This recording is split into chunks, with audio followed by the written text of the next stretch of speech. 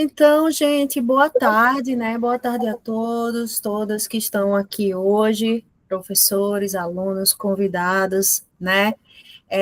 Nós estamos iniciando mais um encontro aqui do Design em Foco, né? Que é uma ação de extensão promovida, né, pelo NDE, que é o Núcleo Docente Estruturante do curso de Design do CA, que é coordenado, né, pela professora Daniela Farias.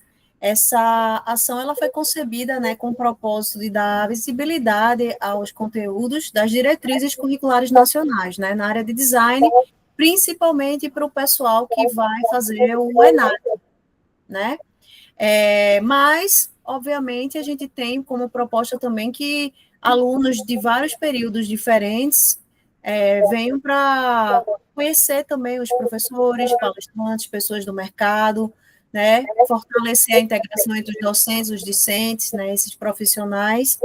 Então, as mesas redondas, elas têm contado com a participação tanto dos docentes aqui do UFPE, docentes convidados, né, externos, e convidados externos como profissionais da área, como a gente tem hoje aqui o exemplo, né, para fortalecer essa diversidade de perspectiva, a interdisciplinaridade, intercâmbio das experiências, né, tanto para a questão acadêmica como também para o mercado, tá certo? E nós vamos apresentar os nossos palestrantes hoje. Eu acho que tem só alguém que está com o microfone aberto, que eu estou ouvindo o eco da minha voz. Não sei. Eu. É Paula, certo? Obrigada, Paula. Então, nós teremos hoje aqui, né, como palestrantes, Brenda Rodrigues. Ela é designer formada pela UFPE, né, no CAA, o curso de design de Caruaru, com mais de 10 anos de experiência e ênfase em projetos de identidade visual. Ela atua em diferentes regiões do Brasil, no exterior e em iniciativas sociais também. Recentemente, ela foi coordenadora de criação no município de Caruaru, né, desenvolvendo projetos para turismo, economia criativa da cidade. Tá? Seja bem-vinda, Brenda. A nossa outra palestrante hoje é Paula Valadares, né, que é graduada em desenho industrial, como eu, né, na UFPE também, mestre em design pela UFPE. Ela é professora do curso de design lá do CAA, né, para os que não conhecem. Tem muitos alunos, às vezes, ingressantes que estão conhecendo agora os professores. Então, Paula é professora desde 2009, também tem doutorado em design pela Universidade de Aveiro, em Portugal, né, no Porto. Ela atualmente, né, é vice-coordenadora do Laboratório de Tipografia do Agreste, que é o LTA, integra o grupo ID+, de investigação, lá de Portugal, membro do grupo de pesquisas LD Gráfica, Linguagens do Design Gráfico, e do grupo de pesquisa Memoráveis, né, que trabalha com resgate, né, e rever memórias gráficas afetivas, né, do design. Leciona também história do design, história da tipografia, identidade visual, memória gráfica, né? São várias disciplinas que Paula dá no nosso curso. Possui experiências práticas em identidade visual, projetos editoriais, capas de discos e design de exposições, né? Bem-vinda, Paula. E, por fim, teremos nosso terceiro, né, palestrante de hoje, que é Ricardo Cunha Lima. Ricardo é designer, doutor em design pela ESD-UERJ, que é a universidade lá, estadual do Rio de Janeiro, né?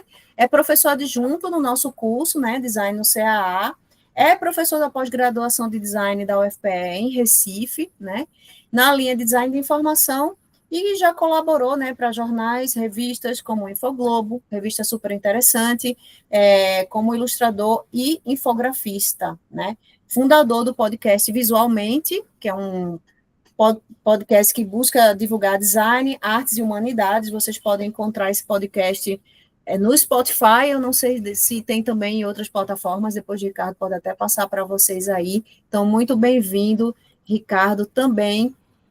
E nós teremos, para cada um dos nossos palestrantes, tá, uma previsão do tempo aí de 25 a 30 minutos, né? Nosso horário vai das 17 até as 19, para que também tenha tempo, né, dos alunos fazerem perguntas, a gente conversar, abordar alguns temas, além da própria apresentação sobre o nosso tema de hoje, que é expressão e representação, né? Então, estamos aqui muito bem representados pelos esses três convidados de hoje.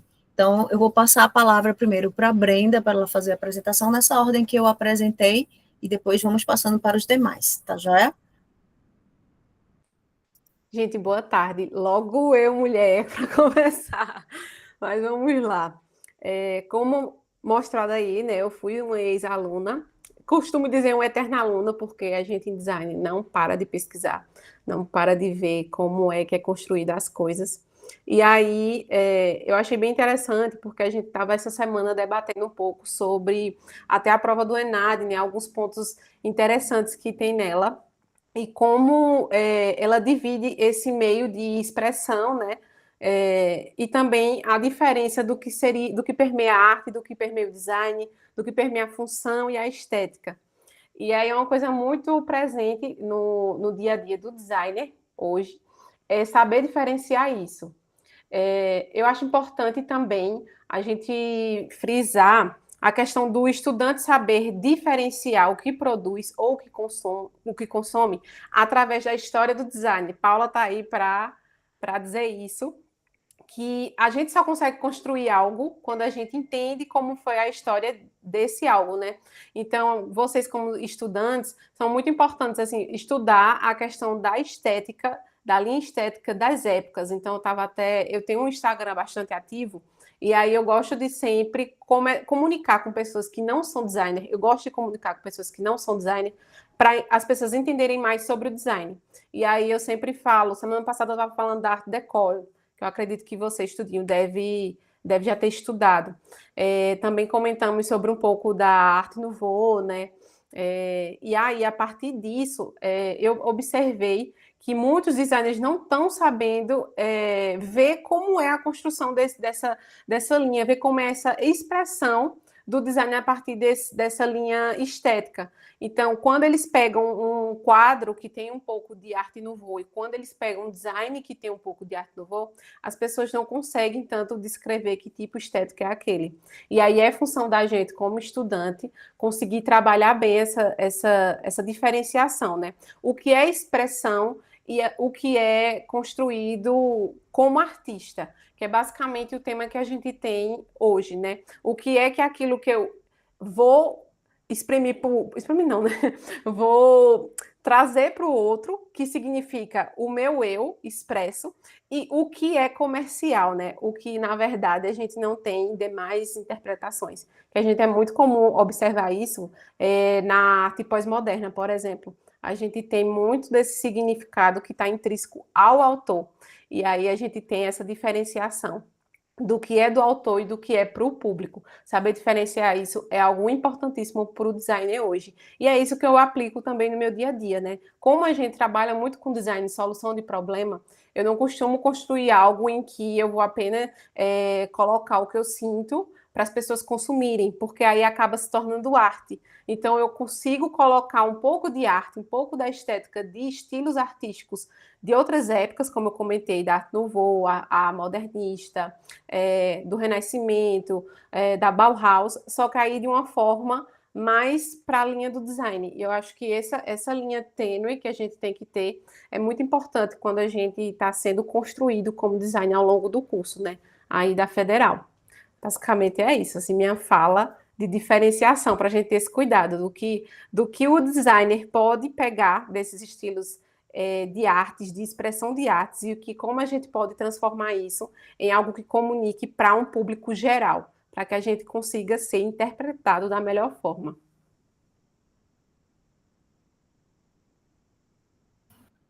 Obrigada, Brenda.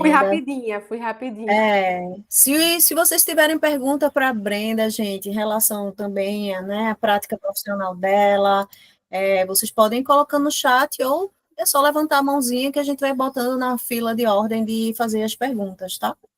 Então, vou passar a palavra para a Paula, para ela fazer a apresentação dela também.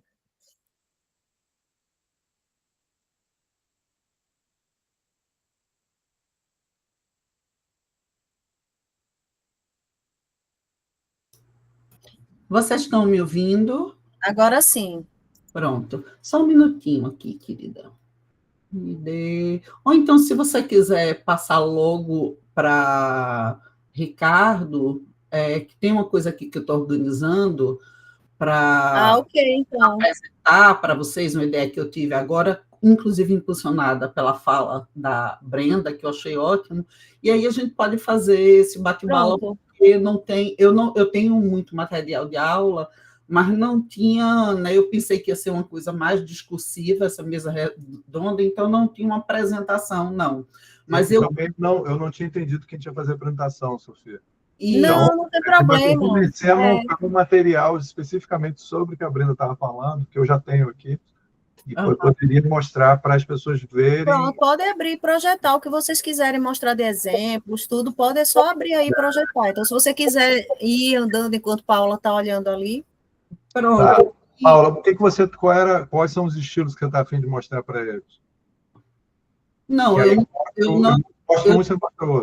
eu não ia apresentar estilos, eu ia comentar, primeiro, baseado no que Brenda chamou a atenção, dessa diferença entre expressão e representação, né, de uma coisa que eu até vi no chat GPT, que eu achei um resumo ótimo, porque quando você, às vezes, não tem um arcabouço para se fundamentar, é meio perigoso você ainda ir nos conceitos dele. Perfeito. Então, eu vou fazer o seguinte, eu vou falar um pouquinho sobre design e arte, tá? E pode ser também um debate com você, Brenda, se você quiser, viu? E aí a gente vai, eu vou conversar um pouco sobre isso e dá tempo de você fazer esse negócio. Enquanto você estiver fazendo isso, eu vou fazendo outra coisa e a gente vai construindo o barco no caminho. Eu só queria terminar a minha colocação, que eu queria, depois de que eu apresentar, que eu tenho já uma coisa aqui para apresentar para vocês, falando de representação mais, eu queria lembrar essa base de que a expressão ela estaria mais ligada uma ideia de algo que está dentro que você quer exprimir, colocar para fora, certo? Essa pode ser uma referência interessante. E a outra, a representação, é uma forma de tornar presente algo que está ausente. Sim. Então, eu acho interessante, né, esse entendimento, né, da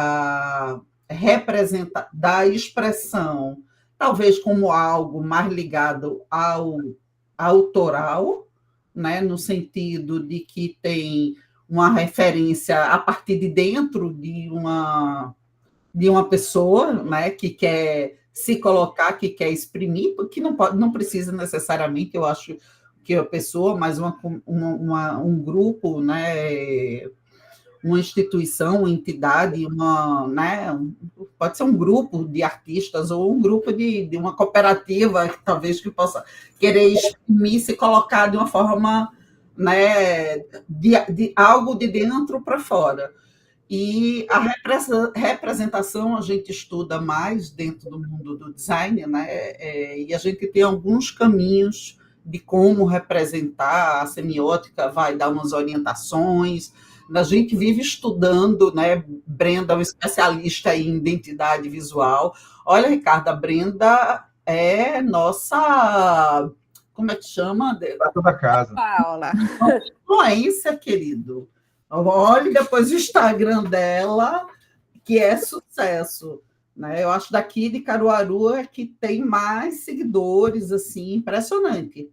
Como ela... E ela vai muito bem. E olhe que eu comecei a mais ativo online tem menos de um ano, viu? Daqui a 5 anos... Vocês me aguardem. Brenda, coloca no chat o teu Instagram para o pessoal seguir. Eu ainda tenho pouco seguidor, Paula, calma lá. Coloca aí no chat para a gente qual é o teu Instagram, tá? Certo. E para eu dar a palavra para Ricardo, por fim, depois de fazer essa colocação de dentro para fora e de, como é que se diz, do ausente ficar presente, eu queria também propor a gente dar uma olhadinha, porque como tem um foco, esse design em foco, né? Essa iniciativa tem uma preocupação em esclarecer aos alunos algumas questões para eles irem melhor na prova do ENAD. Eu não sei o que é que vocês achariam da proposta, eu estou aberto aqui no computador de eu compartilhar essa tela para a gente, ao menos, ver uma questão. Eu sei que a Brenda tem essa experiência, ela fez ENAD, né? E talvez ela possa compartilhar, né, como ela fez, ou a gente conversar, pelo menos por uma questão. É uma proposta também. E olha, o que eu ia também apresentar também já está aqui, tá? Estou também aberto, mas, Ricardo, se você quiser. Deixa eu falar que você vai montando com calma tudo, eu falo rapidamente. Tá. A Brenda falou sobre... Bem, gente, a gente está aqui não só para a gente falar as nossas verdades sobre design, tá certo? A gente está aqui para ajudar vocês com o ENAD. E o ENAD é um recorte, e uma tendência de recorte que não é necessariamente toda a realidade do que é o design. Então, por exemplo, a Brenda colocou uma posição sobre design e arte que eu acho super válida, mas, por exemplo, não é a minha posição. Só para vocês verem que a minha posição, eu acho que design e arte não são dicotômicos, não são coisas diferentes, tá? Eu acho que design e arte não é um conceito que faz parte das artes plásticas. A arte é um conceito que está presente em várias coisas. E nenhum trabalho de design consegue completamente se deslocar da expressão, que é essa ideia de você se exprimir pessoalmente através do trabalho, tá? Mas existe no design uma ideologia, tá? Que a gente... Aí depende da época que você viveu, depende dos professores que você teve, depende do grupo social que você está fazendo ligado ao design. Design também é uma panelinha. Como se vocês não sabem disso, vocês vão descobrir quando vocês entrarem para o mercado, tá certo? Toda a área é uma panelinha, tá certo? Na nossa panelinha, há uma tendência a considerar que o designer tem que colocar em primeiro plano a funcionalidade e, em segundo plano, a expressão pessoal, tá? Só para deixar claro, discutir expressão pessoal na teoria da arte é super complicado. Tem design, por exemplo, tem artistas plásticos que são contra a expressão pessoal, tá? Eles acham que o trabalho tem que ser uma coisa completamente que não exprima o artista. Então, tem, por exemplo, artistas contemporâneos que fazem obras que tentam afastar a personalidade do artista do trabalho, sabe? Mas existe uma ideia difundida culturalmente de que o artista trabalha com autoexpressão, ele está lá para expressar as coisas íntimas dele, tá certo? Enquanto que os designers, e aqui nós somos tipos de designers, nós somos designers gráficos, designers de produto, designers de moda, especificamente no nosso curso, mas arquitetos também são designers, tá certo? São tipos diferentes de design, tem designers de interiores, tem vários tipos de design, tá? Dentro desse mundo do design, que vem dentro dessa tradição que tem assim, o design não surge com a modernidade, mas ele se cristaliza para a gente, para a nossa história no momento, é a Bauhaus, é essa cristalização do design germânico, tá certo? Foi muito importante para a gente. E essa ideologia que se mantém até hoje é de que autoexpressão é coisa de artista e designer, e a coisa dele é funcionalidade. A realidade, quem trabalha com isso, a gente sabe que não é bem assim. A realidade é que a gente não tem muito limite, tem designer que tem trabalhos super artísticos, eu não tenho dúvida de que o Instagram da Brenda tem um monte de coisa que várias pessoas que têm interesse artístico vão se identificar, tá certo? Mas a maneira como a gente se coloca para a sociedade é que nós nos preocupamos primeiramente com para não usar a palavra funcionalidade, porque ela está super carregada hoje em dia, com as demandas da sociedade, as demandas do cliente, tá? A gente coloca em primeiro plano isso. Isso é tão forte aqui no design gráfico, design produto, design moda, quanto por exemplo, na arquitetura, que é uma área mais antiga, mais estabilizada academicamente e tal. Então, mas você vê que também o jornalismo faz isso. Os jornalistas, eles consideram que eles estão lá para atender à informação, eles estão lá para atender os fatos, tá certo? Se o jornalista não concorda politicamente com aquilo outro, isso vem depois, tá? E existem jornalistas que são opinativos, são jornalistas que se posicionam politicamente, tal. Mas a base do jornalismo é uma ideia de, enquanto a gente tem funcionalidade, eles têm neutralidade, eles têm imparcialidade. Tá? Tudo isso, gente, não é real. Tá? Ninguém é completamente neutro. Mas isso é uma posição ideológica, uma posição que as pessoas colocam. Então, na nossa área, a gente se posiciona fazendo essa diferença entre as necessidades reais do trabalho e a nossa necessidade de se expressar. Tá? Agora, e é muito possível que no ENAD, como é uma prova feita para o país inteiro, onde a gente tem que encontrar uma régua meio, sabe, baixa, assim, para poder fazer as coisas, e é importante você estar levando isso em conta, tá? Considerando essa régua, essa visão é provavelmente a visão que o pessoa que está julgando o ENAD vai estar tendo. Agora, eu, pessoalmente, acredito que não há necessidade de a gente colocar dessa maneira. Eu acho que os designers podem se posicionar como designer, inclusive disse o Rico Lins, por exemplo, que foi um designer muito importante. Eu considero ele muito importante até hoje, mas assim, ele teve uma importância nacional e internacional grande há uns 20 anos atrás. Ele é um cara que as pessoas chamavam ele porque ele tinha uma pegada artística e de autoexpressão fortíssima, entendeu? E a gente vai ver vários designers que têm essa coisa, e é muito comum designers que têm essa característica ficarem mais conhecidos. Por exemplo, esse trabalho aqui, ele não é feito para ser funcionalista, esse trabalho dessa camiseta. Então, ele é feito para ser muito expressivo, para, inclusive, expressar uma figura, o trabalho de uma figura famosa, que é o Roger, que é de Recife, que é uma figura importante em Pernambuco, e a expressividade dele está transbordando nessa camisa, sabe? Mas eu estou dizendo, é uma maneira de a gente ver, não é exatamente como as pessoas fazem, mas por que a gente coloca essa questão da funcionalidade, como a Brenda estava colocando muito bem antes aqui? É porque eu tenho que ter um diálogo com para quem eu estou fazendo o trabalho. Não é só para fazer uma coisa que faça sentido só para mim. É nesse sentido que a gente faz essa dicotomia difícil, que não é totalmente real, como eu estou falando, entre a expressão pessoal e as demandas reais do trabalho. Tá? Então, a gente faz muito essa dicotomia. É só para fazer esse ponto, para a gente ver essa diferença, que eu acho que a Brenda colocou muito bem, mas talvez se ela estivesse falando só pelo ponto de vista pessoal de como é que ela trabalha, talvez ela tivesse uma posição diferente, mas ela, assim como eu, nós estamos preocupados em que vocês tenham um posicionamento que seja mais apropriado para uma prova feita no ENAD. Concordo com... Acho que é por aí, né, Bruno? Isso. Eu percebo que já tem uns 2 anos que o ENAD cai muito Mondrian. Não sei se todos os estudantes aqui estão por dentro, né? O Mondrian foi modernista. E aí eu percebo que eles costumam fazer uma divisão muito forte do que seria a arte e do que seria o design. Pegando ali, bebendo da arte. Aí eles botam, por exemplo, algum tipo de obra de Mondrian e do lado uma peça, uma cadeira de design inspirada no Mondrian. Então aí eles vão tentar fazer essa diferença, né?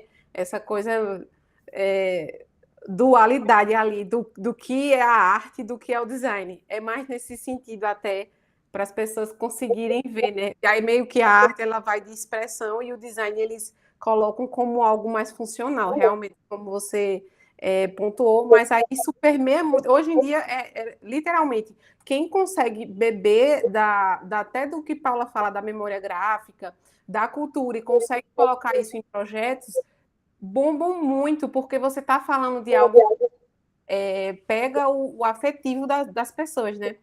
A gente consegue sair disso do só função. Vai ali até pela estética. Eu tenho até, esqueci quem é que comenta, que diz, eu quero fazer realmente design bonito, eu não quero saber se está sendo funcional. Eu só quero que seja bonito mesmo. Então, pois é, isso, né?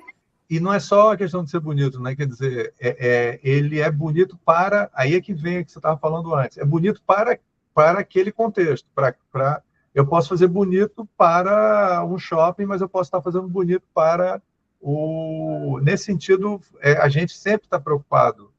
Mas é que, quando eu faço isso, não quer dizer que eu estou matando a expressão pessoal. Eu estou equilibrando a expressão pessoal, talvez, com o contexto. O que você acha? Faz sentido para você? Isso. A questão do pessoal é só ver a linha do que é pessoal, literalmente só pessoal eu, né? Apesar de Exatamente. que a gente está inserido numa sociedade em que a gente, de certa forma, é um coletivo. Mas Sim. aí a gente tem memórias individuais que, para uma pessoa que vai receber aquilo, não vai entender nada. E é isso que eu costumo colocar ali no grupo do. Como é, minha gente, que eu esqueci? Da representação, não. Da Da expressão. expressão, da expressão. Eu Da vou fazer o expressão. seguinte, eu estou aberto aqui, eu vou mostrar esse exemplo que você deu do Mondrian e da cadeira, viu? Que ele está aberto aqui, eu vou mostrar só rapidinho e vou passar para a Paula. Aí, de repente, você pode comentar, se você quiser. Mostrar minha tela assim mesmo, não tenho nada para esconder, vou mostrar. Então, esse daqui é um trabalho típico do Mondrian, esse quadro aqui que vocês estão vendo, que é todo geométrico, com essas cores. Ele trabalhava cores puras, tá? As cores primárias, que é o vermelho, o azul e o amarelo, tá? E ele trabalhava essa geometrização muito simples, tá? Eu não sei se eu tenho aqui. Ele, na realidade, ele começou todo o trabalho dele pegando formas orgânicas, tá? E ele ia simplificando elas até chegar nas formas mais simples, tá? Eles tinham nessa época do modernismo, desse momento, a ideia de que o geométrico era a base de tudo, tá certo? O mundo podia ser geometrizado, havia uma pureza do geométrico. E aí, isso foi uma coisa que dominou tanto que depois houve o Rietveld, que criou uma série de móveis bem geométricos que eram inspirados, um deles, que é a cadeira vermelha e azul, que era inspirado num quadro do Mondrian. Então, você vê, o Mondrian fez um trabalho experimental artístico, tem inclusive um designer famoso que pegou bem, que tem muito essa ideia que a Brenda está colocando, chamado Milton Glaser. Ele faz uma coisa que eu não gosto dessa frase, mas ela é didática, tá? Que ele diz o seguinte: os artistas inventam coisas novas e os designers reinterpretam ela para o cotidiano, para o dia a dia das pessoas. Eles pegam a invenção que a arte fez e eles reutilizam ela no cotidiano das pessoas. Eu acho que às vezes acontece o contrário. Por exemplo, o Andy Warhol foi um cara que bebeu no design e aí fez obras que eram inspiradas no design. Mas eu acho que nesse caso é perfeito esse exemplo que o Milton Glaser está falando. E com isso eu me retiro temporariamente para deixar a professora Paula falar mais coisas. Prazer fazer essa dobradinha com a professora Brenda. Professora não, mas Menino, professor. Hoje ela está professora. Hoje ela está professora. Sim. Oi, gente. Primeiro eu vou ajudar Ricardo, né? Deixa eu ver só uma coisa aqui. Compartilhando para cima. janela, né? É o quê? A janela ou tela inteira? Você escolhe a janela. Você abre lá, tem várias janelas. Deixa eu ver como é que tá. Tem assim, guia, tem janelas. Aí você vai ver se é a janela que você está querendo. Isso aqui. Vocês estão vendo? Ainda não. Agora sim. Tá, isso é uma aula, quando eu estou falando de história do design, que eu falo de proto-modernismo, né? Que é um movimento que me chama muita atenção, que é o movimento de secessão de Viena. Vocês estão vendo as lateraisinhas também? Ou estou vendo só o slide grande? Alô? Dá para ver sim, Paula. Pronto.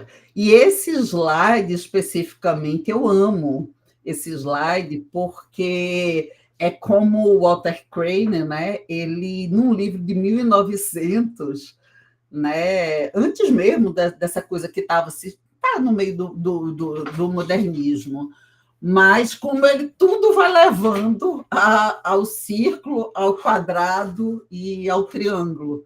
Tá? Eu não sei se... Me chama sempre esse desenho, que é como se ele dissesse a fórmula. Olha como é que a gente sai do Art Nouveau e vai geometrizando tudo. Gosto muito desse desenho. Agora, de fato, né, é muito cheio de regras o modernismo, E regras, inclusive, tem uma outra coisa que me incomoda, que é muito eurocêntrico, né? Eu, como uma pessoa da memória gráfica, eu tenho, né, me ressentido muito, né, com um Brasil que é do Sudeste. Essa é uma preocupação muito grande que eu trago hoje, quando eu vejo o Jornal Nacional. Por que isso representa? Porque na história do Brasil, e essa história está muito relacionada, inclusive na minha tese de doutorado, eu chamo memória gráfica armorial, a construção de uma identidade da cultura brasileira. Normalmente se gosta muito de dizer que o que a gente faz é nordestino, né? E o que é regional, e o que o Sudeste faz é brasileiro. É um brasileiro que eu nunca vi contar a história de nada da região norte, por exemplo, né? Às vezes passa por alguma coisa do sul, do Rio Grande do Sul, né? Mas essa é uma questão. Aí só colocando, né, que eu acho que esses limites eles são importantes da gente entender, é como aquela coisa. Eu gosto de um artista que aprende a desenhar para desconstruir. Não que ele não possa só ser um grande desconstrutor da imagem, né? Mas existe esse entendimento da expressão e da representação, e isso não está ligado ao modernismo, né? Isso está ligado mais a um entendimento semântico, né? A um conceito, né, do que é expressão e do que é representação, né? Isso vai além de uma palavra própria do universo do design, mas Ricardo começou logo trazendo a complexidade da questão. Então, eu vou fechar esse slide agora e, tendo como base essa conversa sobre expressão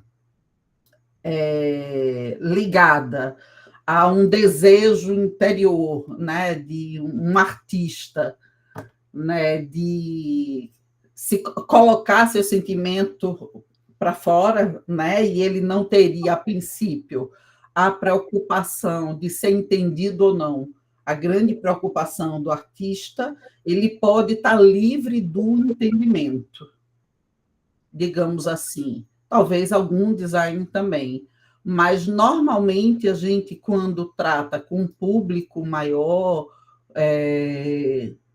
a gente normalmente tem mensagens a passar que a gente gostaria que elas fossem entendidas, né? Então, é uma preocupação diferenciada do que o design tem, né? De transmitir, de conseguir fazer a comunicação, dela sair da informação, porque uma informação, a gente faz muito o design da informação, mas para a informação virar comunicação, ela só vira se ela chegar lá, né? Se ela atingir, né, o sair do transmissor e chegar no receptor.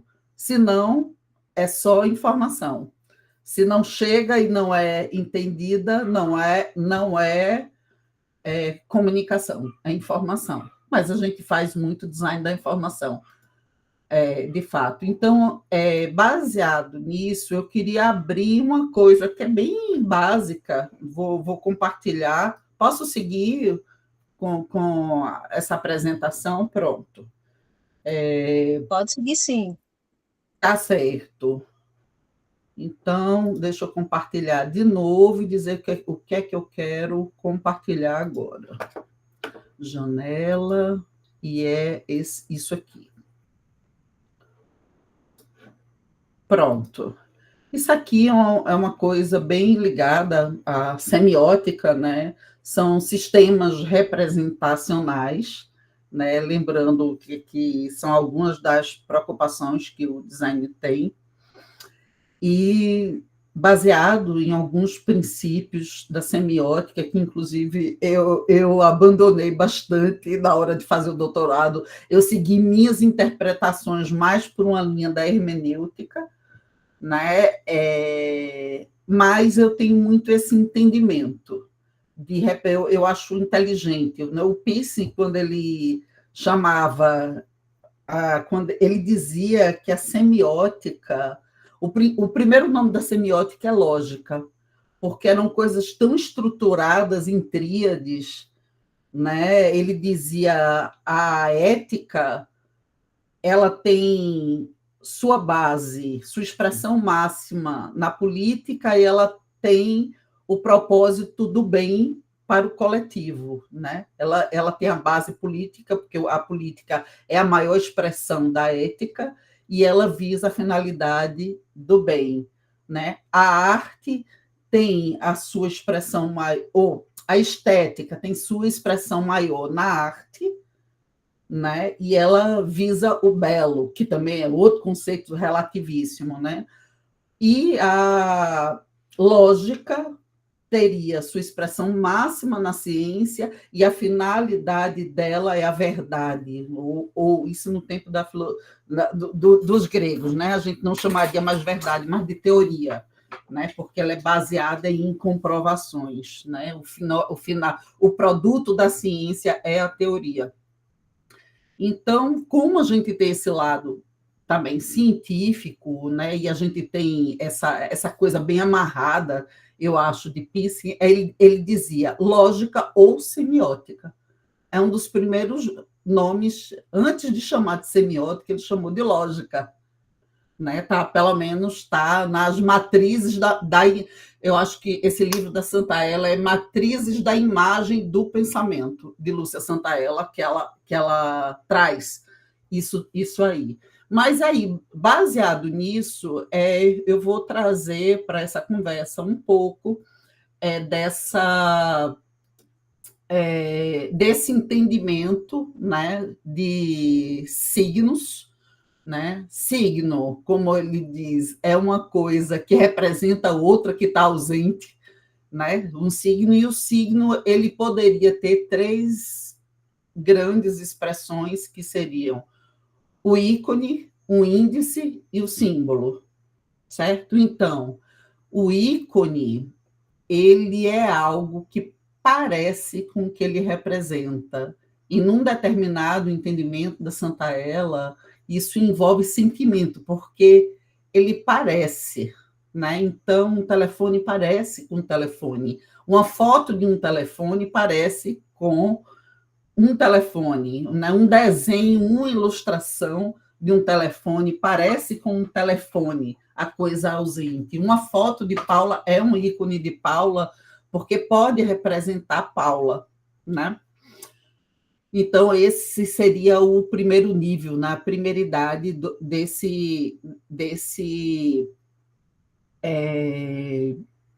dessa forma representacional que é o ícone.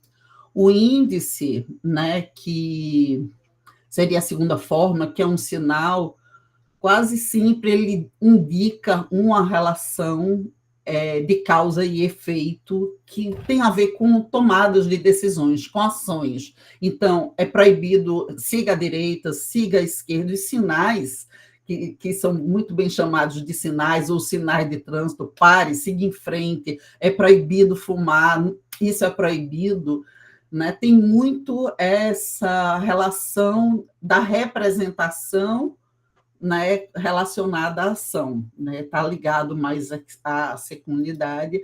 Às vezes tem uma coisa complexa, né? Porque necessariamente um signo ele não precisa estar dentro de um campo só, porque, por exemplo, os pictogramas eles são tanto indiciais como são icônicos. Eles tanto podem parecer com algo que eles estão representando, como eles estão indicando alguma coisa, como a porta de um banheiro feminino, que normalmente tem um ícone da mulher, mas também está indicando, ele indica o índice, né? Por isso que ele tem esse nome.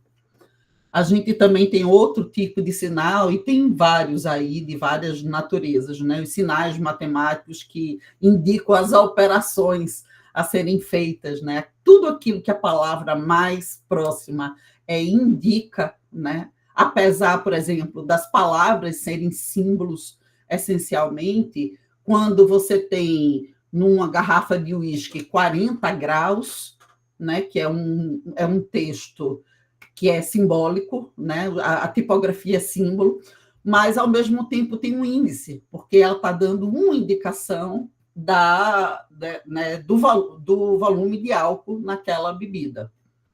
Então, queria lembrar dessa complexidade.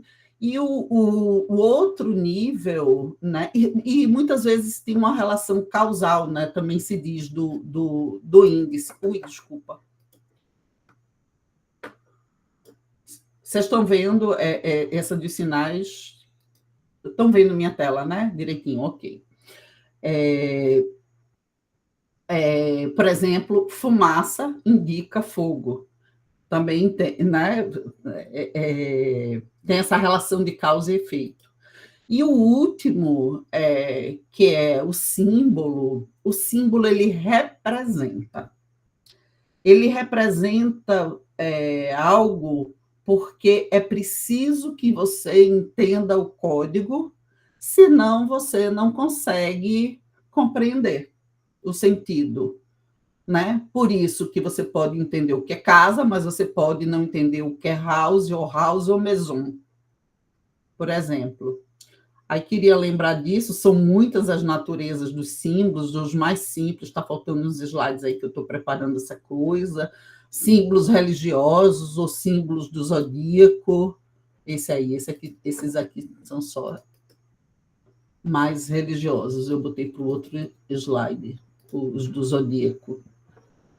E aqui já tem outra coisa que é um pouco mais simples, que são formas, figuras, entendimento do que seria grafismo, e aqui uma tentativa de um painel semântico de representar com figuras, com cores, com grafismos e com tipografias um conceito de bem-estar, por exemplo.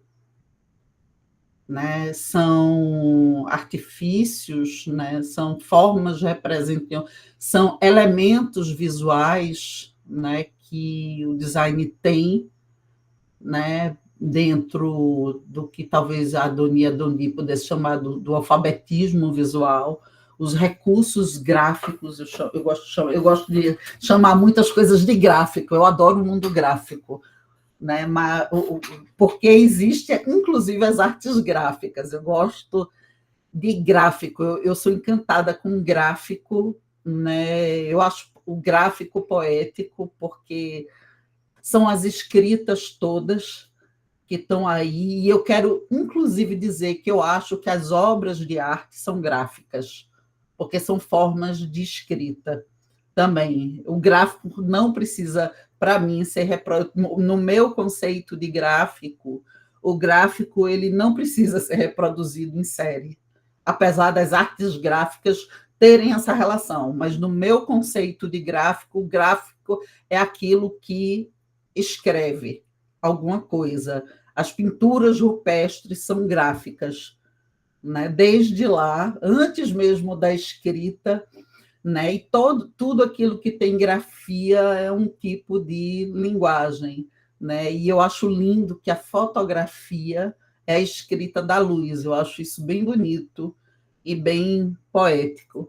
Então, eu queria só trazer aqui, eu trouxe um monte de coisas assim para esquentar, vou fechar aqui para eu voltar de volta, é uma redundância assim que nenhum português, nenhuma língua merece. Para a gente a discussão, que eu acho que fica, né, eu gosto que a coisa tenha ficado soltinha. Pessoal, vocês querem fazer algum comentário? Bruno botou aqui um comentário no chat.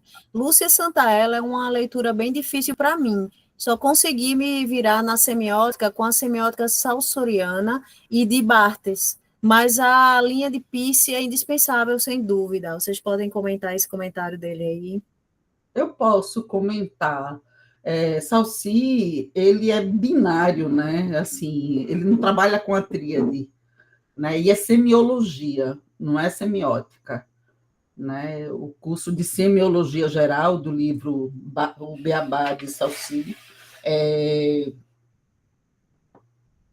é diferente, né? Tem muitas. Se a professora Geni e entrar aqui e falar, ela é especializada na semiótica de Gremais, que já é semioticista, Geni, talvez a única aqui, né? Ela poderia trazer alguma contribuição. O que eu entendo um pouco mais é uma semiótica pisciana, que é a que eu tive maior proximidade.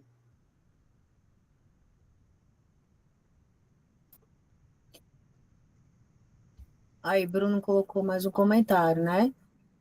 Ele começou na linguística e ajudou a entender Barthes. Certo. Gente, vocês têm alguma pergunta? O pessoal que vai fazer nada tem alguma pergunta? Eu vi que tem um ou outro aluno do primeiro período que está comigo, né?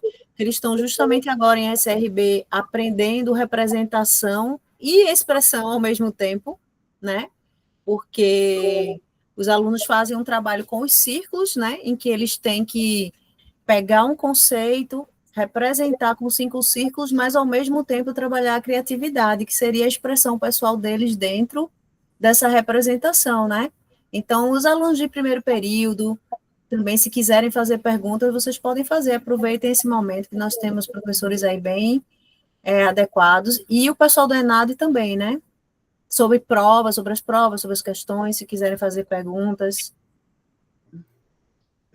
Uma coisa da pergunta, só para você colocar isso, Sofia, se você quiser, eu peguei aqui vários slides das aulas de história, eu posso dar uma passada dos estilos, se você quiser. Pronto, pode ser também.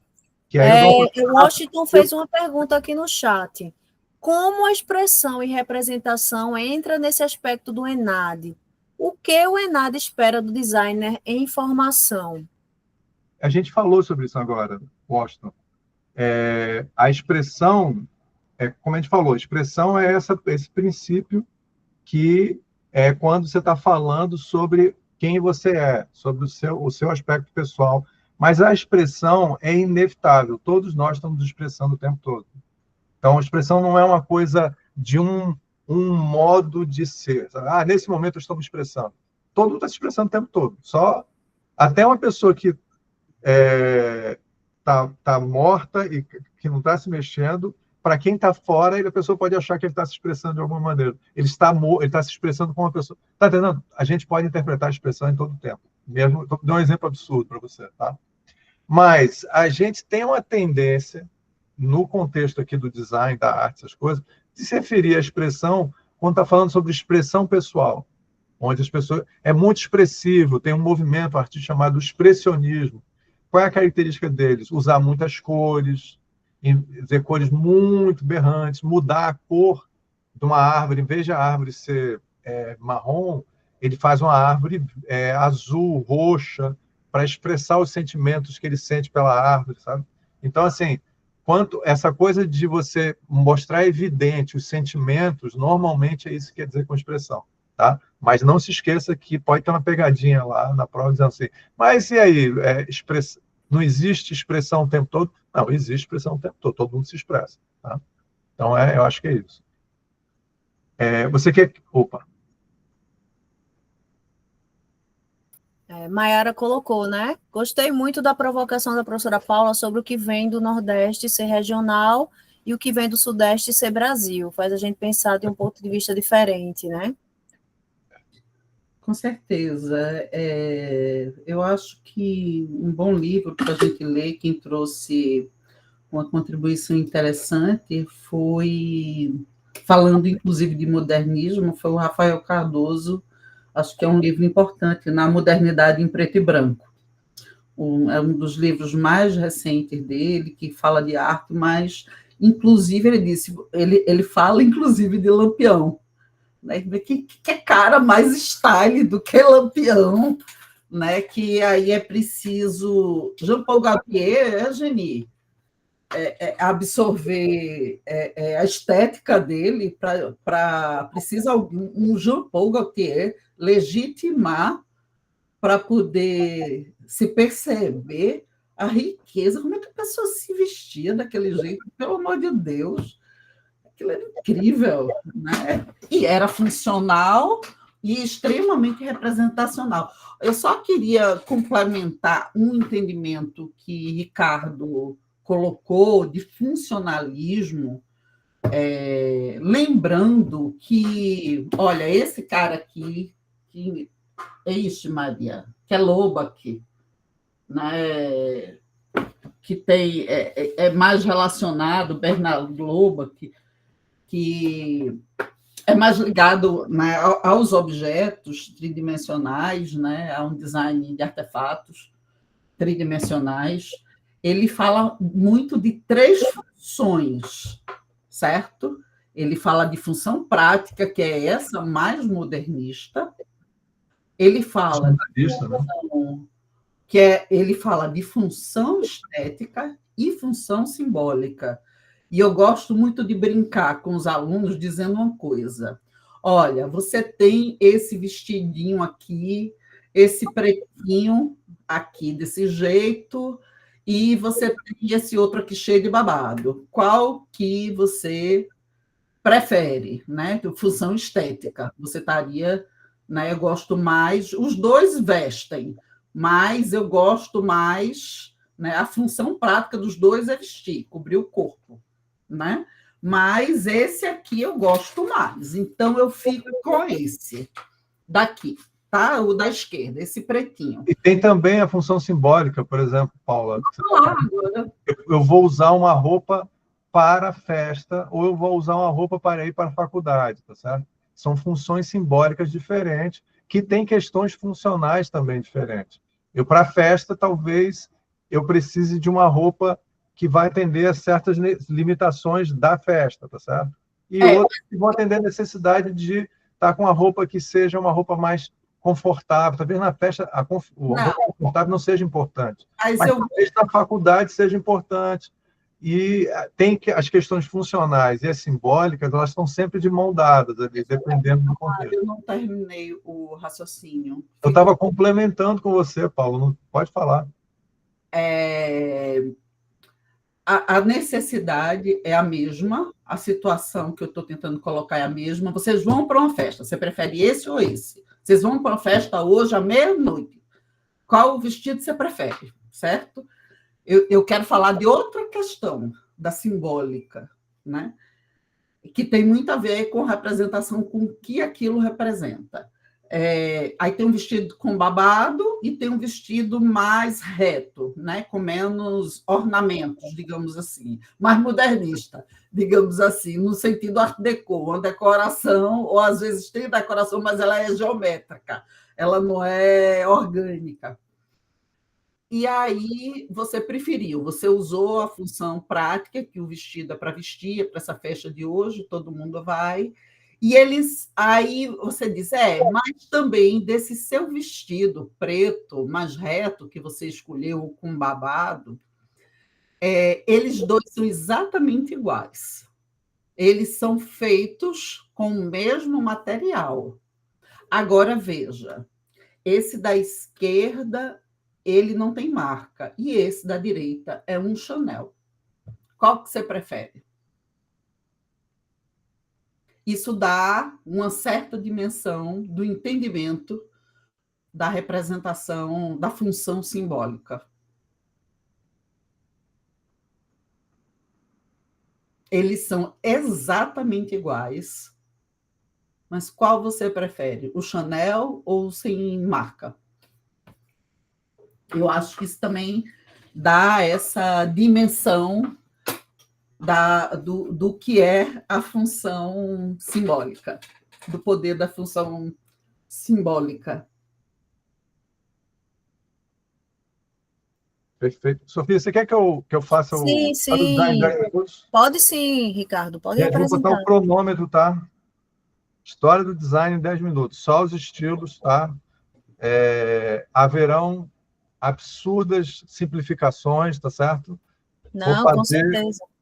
Só para o pessoal ter essa noção do que se trata, né? Para vocês lembrarem do que E assim, Como, assim, eu que já fiz a prova como estudante, eu percebo que, basicamente, pelo menos uns 40% da prova é em cima disso, sabe? Dos estilos artísticos. E os outros são mais a questão social, como o design ele pode se comportar socialmente. Às vezes parece até uma prova de sociologia, porque tem muita questão de classe, muita questão geográfica. E aí a gente tem a questão do design mais linkada a essa parte de linhas estéticas, enfim, história da arte e história do design. E eu queria lembrar que a prova está aqui aberta, eu queria convidar a gente a responder uma questão ou outra. Depois, do ENAD mesmo, a de 2021. Certo. Então, o Ricardo primeiro faz, e depois a gente vai para essa questão da prova. Pronto. Aí eu vou botar aqui, onde é que está? Essa daqui. Eu montei agora, rápido, tá? Botou o cronômetro aqui para eu fazer em 10 minutos, tá? Começou, olha só. Então, a gente começa aqui na Revolução Industrial, gente, o que interessa para vocês saberem? A estética era muito... A máquina era uma novidade, tá? Fazer as coisas mecanizadas, e era tudo baseado em baixo custo. Então, isso aqui era a grande coisa no século XIX, fazer coisa barata em baixo custo. Só que aí a qualidade estética das coisas na concepção daquela época foi considerada assim, não, só está ficando muito tosco, não tem qualidade, é mais barato, é mais popular, mas tem baixa qualidade, tá? Então, eu botei aqui uma máquina e mostrei como era, por exemplo, a tipografia da época, que eu amo hoje em dia, mas na época as pessoas começaram a achar que estava um pouco caótico, assim, cada linha tinha uma tipografia diferente, não era uma coisa... O cuidado do planejamento tinha se perdido no processo, tá? E aí surge uma figura muito importante nessa época, que é o William Morris, tá? Que é um símbolo de um cara que resolve, um homem da aristocracia inglesa, tá? Um socialista, inclusive, que queria fazer qualidade para as massas, tá? E aí ele se inspira nessa uma estética mais antiga, isso é uma coisa que acontece muito na história do design. Quando a pessoa está querendo fazer uma coisa nova, ele vai para o passado mais distante, não o passado recente, o mais distante, para poder pegar lá e resgatar. Como a Paula depois pode comentar, Ariano Suassuna fez uma coisa parecida também. Ele também fez um processo de resgatar uma cultura que não estava à vista, tá certo? Um outro Brasil que as pessoas não conheciam. Mas esse é um outro assunto, tá?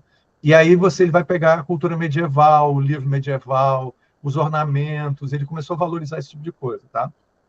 E uma das coisas que marcou o trabalho dele, como a Sofia estava falando agora, que era a estamparia. Então, ele faz um trabalho de estamparia muito baseado com a visão da época, que era o romantismo, tá certo? Então, o romantismo, as pessoas valorizam muito a natureza, tá certo? Então, nessa visão romântica da natureza, ele começa a valorizar esse tipo de representação, tá? Na mesma época, estava vindo muita coisa do Japão, a aristocracia estava comprando vasos chineses e japoneses, e a estética japonesa chegou assim para a gente de uma maneira muito impactante, tá? Só para deixar claro, assim, botar um ponto, nós também estamos influenciando o Japão, tá? Ao mesmo tempo. Então, estava tendo uma troca entre o Japão, Estados Unidos. Tem até um filme com Tom Cruise que conta um pouco dessa história, assim, de uma aventura que vocês podem quiser ver para ter uma emoção disso. Então, estava tendo essa troca cultural muito forte entre os dois. E aí, o Japão tem uma estética muito gráfica, com muito linha, traço, gravura, tá certo? E aí, com essa estética, isso começou a influenciar muito também a gente aqui, tá? A gente, ó, os europeus lá e os ocidentais. A gente não é um bom exemplo, não, tá? Mas, eventualmente, chegou na gente. A arquitetura, por exemplo, começou a pegar essas coisas. Então, essa fase aqui, agora, é o que a gente chama de Art Nouveau. A fase do William Morris, tá? Essa daqui, a gente chama de Arts and Crafts, ou Artes e Ofícios, tá? Que é uma área, um início onde as pessoas se preocupam com a natureza e se preocupam com design de maior qualidade, esse tipo de coisa. Aí depois você vem o Art Nouveau, que aí é toda essa influência japonesas, influências do Art Nouveau, todas essas coisas, começa a influenciar especialmente a França. E aí você começa a ter arquitetura orgânica, usando ferro fundido e fazendo coisas bem arredondadas, bem orgânicas, que lembram a natureza, tá? Aí começa uma preocupação estilística de começar a pesquisar o estilo de outras épocas. Aí você começa a ter o estilo egípcio, o estilo vários estilos diferentes começam a influenciar as pessoas. Tem até, inclusive, um livro famoso, você pode, até na internet, se encontra de graça, no PDF, que é A Gramática dos Ornamentos, do Owen Jones, que é maravilhoso, viu? Que é para você ver como eles se preocupavam com pesquisar estilo. Então, ficou muito essa coisa da forma, do ornamento, os tipos diferentes de ornamentos. Tá? E um exemplo disso grande era os vasos que eram inspirados na natureza, e o Gallet é um dos melhores exemplos disso, tá certo? Móveis também, com essa preocupação. Então. Bem, isso vai crescendo e, aos poucos, a coisa do estilo começa as pessoas procurarem estilos mais geométricos. E essa geometrização e um crescimento da... A gente está entrando aqui para os anos 20, já passou do século XIX, começou no século XX. Aí as pessoas começam a se preocupar mais com a estética da máquina. Só que agora, a estética lá da Revolução Industrial, agora as pessoas estão preocupadas com a estética mais pensada, mais projetada. Então, eles se voltam de novo para a máquina, para a estética da máquina, mas agora com esse olhar de designer. Tá? Aí, então, começa a se procurar a geometrização. Tá? Não dá para explicar tudo para vocês agora, mas uma das manifestações disso é o styling, tá? Que é uma coisa que vem dos anos 30 em diante, onde as pessoas começam a procurar essas formas que lembram nave espacial, assim, que tenta reproduzir a ideia, ou a estética do túnel de vento, né, onde as coisas todas parecem uma gota e tal, e começa a se criar também cartazes, o caso aqui do Cassandra, tá, que fazia cartazes muito geométricos. Você vê esse barco que parece um retângulo que forma a forma dele e tal. Então, essa forma... E nisso estava tendo movimentos artísticos, como o cubismo e outras coisas que têm a ver também com esse movimento. Tá? Gente, uma super simplificação. Tá? E no Art Deco, para vocês terem assim, visualmente, esse tipo de coisa vai influenciando tudo. A moda, o design de interiores, essa coisa geométrica. Você vê o Empire State Building que tem nos Estados Unidos, é super Art Deco, todo com formas geométricas, tá? Mas sempre inspirado também na geometrização do passado, geometrização de outras culturas, sabe? Também ele é muito parecido com o Art Nouveau, só que o Art Nouveau se preocupa com as formas orgânicas e com o Art Deco se preocupa com formas geométricas. Está escrito Art Deco, mas a gente fala Art Deco. Na francês, o acento agudo, ele acento o agudo tem um som circunflexo. Tá? Bem, nesse processo todo, vou fazer uma super simplificação aqui, tá? Se aproximando dos anos 30 para os anos 40, tá? Antes da Segunda Guerra Mundial, na Alemanha, depois da Primeira Guerra Mundial, eu sei que é muita referência, gente, mas eu tenho que falar, se forma uma escola, tá? Que tenta cristalizar muito dessas ideias que estão acontecendo. E ela organiza muito depois do movimento, ou meio durante também o movimento do Art Deco, eles começam a fazer uma coisa mais científica, mais organizada, tá? Com princípios que eles pegam. Tem muitos artistas modernos lá dentro, o Kandinsky, que é professor da Bauhaus, o Paul Klee, professor da Bauhaus.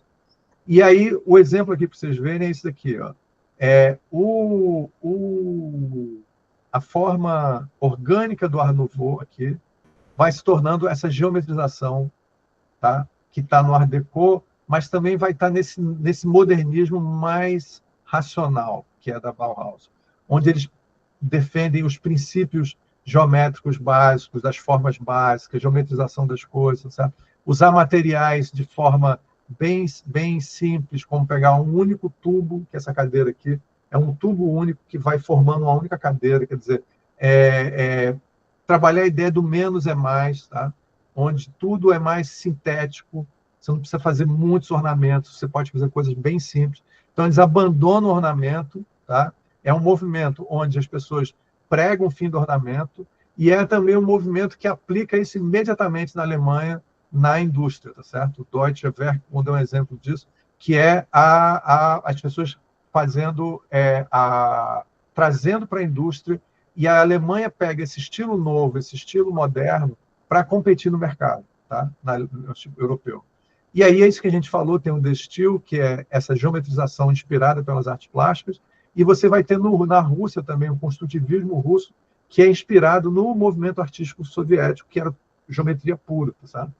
E aí se mistura também com o movimento soviético socialista, tá certo? Também procurando novas formas, etc. e tal, tá? Isso aqui, por exemplo, é uma representação do exército soviético russo ganhando o exército soviético branco, que é o exército da esquerda e da direita. A esquerda está furando e ganhando da direita. Então, isso é uma representação alegórica dessa batalha, usando só geometria. Então, geometria passa a ser muito importante. E aí, as pessoas vão começando também a trabalhar isso na tipografia. Então, você começa a ter diagramação mais racionalizada, com o que a gente chama de malha tipográfica, ou grid, tá certo? Onde as coisas são mais estruturadas, em módulos, em colunas bem formadas, tá certo? Um dos grandes caras é o Jan Tschol, Jan Tschol, aí depois da sua pronúncia, e que eles chamam da nova tipografia. E aí os alemães foram muito importantes nessa época. Eles criam manuais para a indústria de como diagramar melhor, como usar fotografia e por aí vai. E agora eu vou fazer um salto gigantesco para poder... eu só tenho mais um minuto, mas eu vou quebrar um pouquinho mais o tempo, mas eu vou tentar ficar bem sintético. E aí você tem o pós-moderno. Tá? O pós-moderno é um movimento que se marca especialmente a partir dos anos 60, onde as pessoas começam a valorizar a cultura popular também. Então, por exemplo, isso daqui é inspirado no movimento punk. E o movimento punk dos anos 70, na realidade, eu estou aqui pegando 60, 70, eles são representações do pós-moderno, quer dizer, a cultura popular passa a ter uma importância e ela começa a ser mais valorizada, tá? E aí a dissidência em relação a... começam a ver o modernismo como a cara das instituições, tá certo? Porque o modernismo deu tão certo que as gerações de contracultura começam a se opor àquilo. Esse é o pós-moderno, tá? E nesse processo de valorização disso, você começa a ter o pós-moderno começa a beber de coisas do passado, etc. Tal, mas tem uma revolução nessa época. Agora eu já pulei do pós-moderno, eu estou chegando mais para os anos 80 e 90, começa a ter a revolução digital, onde isso daqui, gente, era o processo. Antes do computador, tinha um processo super complicado, de vários estágios, para você poder produzir uma única peça gráfica, por exemplo. Tá? Então, tinha layout, paste-up, fotolito, todo esse processo era enorme para poder chegar lá. Hoje em dia, a gente tem o computador e o fotolito, e o fotolito mesmo já está desaparecendo para poder chegar na impressão, e hoje em dia, a gente, às vezes, nem tem impressão, a gente já vai direto para o mundo digital. Tá? Uma revolução importante foi o Macintosh, tá? Ele foi possibilitando que as pessoas tivessem meios de produção de design nesse processo, e muitos tipos de profissionais foram desaparecendo, como arte finalista. Esse pessoal foi... Eu, por exemplo, nasci nos anos 70, então eu vi esse processo acontecendo e vendo os certos profissionais aparecendo no mercado. Tá? E, finalmente, para eu poder chegar com 12 minutos aqui, tem o movimento dos anos 90, que é o movimento grunge, que a gente chama, tá certo? O pós-moderno do final desse movimento, onde as pessoas estão pegando muito das experiências que foram feitas no modernismo mais radical e começa a fazer coisas que lembram mais poesia concreta, misturado com textura, e usando muito o computador, usando todo o potencial dele para fazer o que você quiser, quebrando as regras. Tanto que o David Carson, que é um designer dessa época, que é muito da minha geração e da Paula, ele foi um designer que fez um livro chamado O Fim da Tipografia. O que a tipografia acabou? Ele está dizendo que as regras tipográficas não são mais importantes. Com o computador, a gente pode fazer o que a gente quiser. E, no fundo, o século XXI, muitos estão dizendo... Uma coisa, Ricardo, uma frase dele. Se a letra é legível. Exatamente. Você não tem que se preocupar tanto com legibilidade, que era a preocupação aqui da nova tipografia. Ser super legível, ser super funcional. E o David Carson, como a Paula falou muito bem, ele diz assim, cara, se dá para ler, tá bom. Tá? Mas é claro, o David Carson não... É a questão que a gente estava falando ontem com a Brenda. David Carson não fazia, por exemplo, identidade visual de banco. Tá? Ele fazia identidade visual de revista de surf. Da Califórnia. Da Califórnia, exatamente. Nem era daqui. Tá? E, assim, eu vou tomar eu vou até pegar vou deixar aqui uma coisa para a Paula poder dar continuidade, mas antes de eu terminar isso, gente, é só botar o seguinte, isso daqui é uma linha do tempo que uma professora, que é colega nossa, minha, da Paula, chamada Helena de Barro, que ela trabalha, quando eu era coordenador lá numa faculdade no Rio de Janeiro, eu contratei ela para ser professora de História do Design. Ela é fantástica e tal. isso daqui ela tentou representar a complexidade dos vários movimentos que estavam acontecendo ao mesmo tempo. É uma doideira, assim. Então, muitos movimentos. Eu estou escolhendo para vocês alguns principais que caem muito na análise. Mas, se vocês forem pesquisar, é muita coisa. Foi uma época, especialmente a primeira metade do século XX, foi uma época de muitas mudanças. Mas o que eu queria passar para a Paula poder comentar, gente, é o seguinte. Paulo, você está aí? Estou. Ah, Eu fiz é o só seguinte. pegar o art style. Esse livro é maravilhoso, esse livro é lindo, que é um livro de um designer ilustrador, Simon Costa, eu esqueci o nome daquele outro famosão, o Steven Heller, que eles contam a história do design por imagens, assim, é muito legal esse livro. Mas eu queria passar para a Paula, porque eu acho o seguinte, no século XX, com um movimento chamado memória gráfica, a gente começou a fazer uma coisa meio pós-moderna, que e como eles foram procurando a cultura popular, como a Paula falou muito bem, lá da Califórnia, a cultura popular de Nova York ou de Paris, etc. e tal, a gente, nos anos 90, a gente copiava muito eles, tá? Só que aí, a partir do final dos anos 90, dos anos 2000, ele começou a ter um movimento para a gente procurar a gente se canibalizar, no bom sentido. A gente começou a procurar a nossa própria cultura. É nesse sentido que a memória gráfica tem muito a contribuir, e eu passo a palavra para a professora Paula Valadares, que viveu intensamente esse momento histórico. Né? Que é uma espécie de volta, né, Ricardo, à antropofagia, né? Que já tinha sido falado em 22. Né, que a gente tinha, daqui de Pernambuco, o mais ousado deles, que é Vicente do Rego Monteiro, que era o único considerado cubista, que era o mais transgressor, inclusive. Né? Era o que mais desconstruía a imagem. Né? Seria o Vicente do Rego Monteiro, que é pernambucano, que eu estudei, fui orientada pelo pai do Ricardo, na minha monografia de graduação. Né? Tem as imagens dele aqui, Paulo, quando você fala. Tá bom. E é isso, né? Eu gosto muito de dizer, olha, o Vicente do Rego Monteiro aí, uma imagem do trabalho dele, né? Muitas vezes não se conhece, a gente vê muito o trabalho da Tarsila, né? Dos Andrade, mas ele tem um trabalho muito rico e aquele diálogo, né? Pernambuco tem coisas muito diferentes. Inclusive, a gente tinha uma certa briga com São Paulo e com Rio, porque a gente trazia umas feiras modernas, a gente dialogava, ele vivia entre Recife e Paris, o Vicente do Rego Monteiro, e às vezes a gente atravessava um pouco esse eixo Rio-São Paulo e fazia, né, as ligações diretas com a Europa.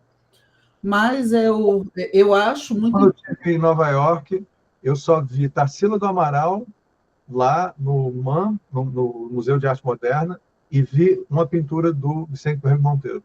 Você viu no MoMA, de Nova York? No MoMA. Sei. Eu vi. As cadeiras dos irmãos Campana estão lá, eu vi. Sim, mas eu me refiro à pintura. Eu não esperava que a gente não valoriza tanto o Vicente do Rego Monteiro, mas eles valorizam lá. Valorizam.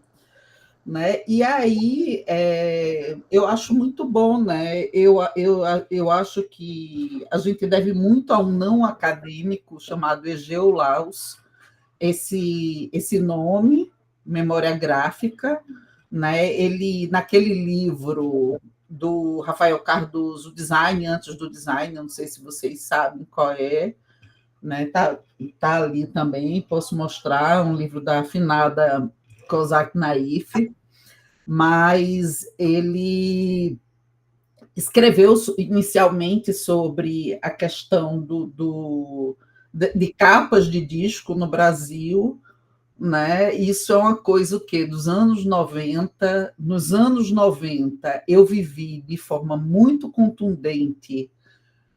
Eu acho que foi um momento que Pernambuco, olha, tem coisas que é do inconsciente coletivo, não tem palavras. Os anos 90 em Pernambuco O Rio de Janeiro, voltando, alguém que curtiu alguma coisa que eu falei, né, do quanto a gente é discriminado, né, no Sudeste. Eu morei no Rio de Janeiro criança, quando eu tinha 6 anos de idade, uma coisa assim. Depois morei com 14 anos de idade no Rio de Janeiro, passei um ano novamente no Rio de Janeiro, tenho família lá. Morei com 6 anos, morei com 14 anos, e, né, eu mudei meu jeito de falar com os 14 anos, que o preconceito é tão grande, você é tão enxotado, que eu disse, não quero ficar nesse lugar, não. E eu era toda surfistinha, né? Queria ir para o Mamão com Açúcar, os lugares que eu queria curtir lá do Rio de Janeiro, de 1984, eu estou falando, né? E eu volto desse lugar diferente, né? E quando eu chego em Pernambuco, eu acho que no início, né? Isso eu tinha 15 anos, início de 2000, eu não esqueço nunca uma propaganda, a primeira vez que eu vi uma expressão do movimento Mangue Beat, muito antes de ser falado, os meninos todos do Nação Zumbi e do Mundo Livre S.A., eu vi uma propaganda de Humberto Costa, política, que foi feita pelos meninos do Nação Zumbi. E eu olhei aquela abertura, fiz, poxa, que negócio bom, que música boa. E, ao mesmo tempo, isso é 90, 91, 92, algo por aí. 90, eu acho que é 90 mesmo, isso. Depois eu posso procurar ver a data mais precisamente. E, nesse mesmo tempo, o Bom Preço faz uma propaganda que chamava Orgulho de Ser Nordestino. Era o grande slogan. E aí, antes do Nação Zumbi virar Nação Zumbi, eu me lembro que eu passei aí para o Mercado Eufrásio Barbosa, lá em Olinda, todo domingo para dançar maracatu, ver a antropofagia. Sabe? Começou. Isso não é Nação Zumbi, isso é o Maracatu Nação Pernambuco, começando a atrair uma classe média de gatinhas e de gatinhos de brancos, né, de classe média, que sabe-se lá por quê, né, dá uma coisa no inconsciente coletivo que diz, não, olha para a tua cultura, né? E o Nação Zumbi, eu acho que os meninos tanto do Nação Zumbi quanto do Mundo Livre, né, a cena Mangue entendeu isso, porque isso queria gritar, né? Então, assim, eu fui bater no movimento Mangue Beat porque eu sou muito fruto dessa geração. Eu estava muito perto desse movimento quando ele nasceu. São meus amigos, são pessoas, eu vivi de forma muito próxima essa realidade. E o jeito que eu tive de olhar foi olhar para a minha cultura gráfica. Eu estudava o Art Nouveau, o Artes eu fiz, e a história do design em Pernambuco? Onde é que está? Cadê a história do design? Aqui não teve? Claro que teve. Em todo lugar tem. Se teve indústria, tem uma história do design. Se teve alguma coisa impressa, tem uma história do design, né? Então, se existem manifestações gráficas, tem, e eu estou falando inclusive da pintura, porque o que eu gosto é do nome gráfico, né? E aí a pintura está dentro do gráfico para mim, diferente, né? Eu gosto do mundo gráfico. Temos duas perguntas aqui, ó. Todas duas são de Bruno Xavier. A história do design brasileiro passou por seu momento antropofágico, como na Semana de Arte Moderna. Seria possível afirmar? Eu acho que ele está querendo saber se esse momento foi só na Semana de Arte Moderna ou se foi na Semana de Arte Moderna, mas tem outros lugares também. A resposta disso é complexa, tá? É o seguinte, mas eu vou tentar responder de um jeito para você poder, caso isso caia no ENAD, tá? O livro que a Paula citou, do Rafael Cardoso, que é o Design Preto e Branco, tem um design antes do design, que ele fala também. O design antes do design também. São dois livros importantes, mas que você não precisa ler, nem precisa conhecer para poder fazer o ENAD, tá? Mas a ideia é o seguinte, a gente já tinha um modernismo acontecendo muito forte no Brasil, tá? de várias maneiras diferentes. Por exemplo, aqui no Nordeste, tinha um movimento ligado muito a Gilberto Freire, de regionalismo, tá? Que é muito antigo. Tá? Ele já vem dos anos 30. Dos anos 20 e tal, e antes dos anos 20, né, ele já estava acontecendo. No Rio de Janeiro tinha, por exemplo, muito modernismo acontecendo nos jornais, e era uma coisa que não era nem sempre feita pela elite, era feita por homens negros, mulheres negras também, tá certo? Era por ilustradores, então tinha um modernismo não oficial acontecendo muito forte. Tá? Quando vem a Semana de 22, a Semana de 22 é a elite de São Paulo, não é a elite do Rio de Janeiro, mas é a elite de São Paulo. Tarsila do Amaral e o Oswald de Andrade, que eram casados, eles eram podres de ricos. Eles não eram ricos, não, eles eram podres de ricos, sabe? E eles passaram a maior parte da vida deles na França. Então, assim, a gente tem que contar essa história. Estou contando a história que aconteceu, depois eu vou contar, talvez, o que aconteça no Enad, tá? E aí, o que acontecia é que a visão deles sobre o Brasil era muito influenciada pelo modernismo francês. O estilo da Tarsila do Amaral não tem tanto a ver com o cordel, nem tem a ver com a cultura brasileira. Tem mais a ver com a influência da pintura e da escultura africana na França. Tá? Porque, eu não sei se está dando para entender isso do que eu estou falando, porque assim, tem um movimento modernista forte na França, influenciado pelas esculturas africanas, por aquela coisa toda da África que estava chegando, pela a gravura japonesa, por toda essa coisa na Europa, e aí ela traz isso para o Brasil. Mas o que estava acontecendo? A gente não pode esquecer que esse tem mais a ver com o que a Paula estava falando agora, é que a gente tinha a nossa própria cultura acontecendo diferente. Isso não invalida o movimento antropofágico do Oswald de Andrade, tá? Mas havia modernismos diferentes acontecendo ao mesmo tempo. Tá? Tinha muitos movimentos, tinha o movimento regionalista de Gilberto Freire, tinha o movimento regionalista dos jornais nas grandes cidades, tá certo?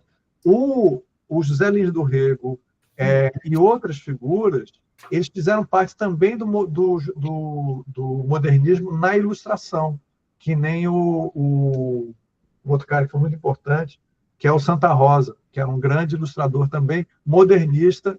Então, assim, aconteceu muitas coisas ao mesmo tempo. Agora, se você quiser, para a prova, você pode pegar antropofágico, que significa a gente consome nossa própria cultura. Esse espírito antropofágico não era só da Semana de 22, tá certo? Que surgiu isso. Havia um antropofagismo geral acontecendo, tá? No Brasil todo, o Brasil se valorizando a partir do século XX. Lembrando, como o Rafael Cardoso fala também, que é a partir do século XX que o Brasil se internacionaliza. No final do século XIX, o Pão de Açúcar vira um símbolo internacional. Quando tem a história do Lampião, ele fica famoso no mundo inteiro. Todos os jornais do mundo mostram a foto do Lampião morto. Então, havia globalização cultural e aí o movimento contrário, que é valorizar a sua própria cultura. Isso acontece no século XX.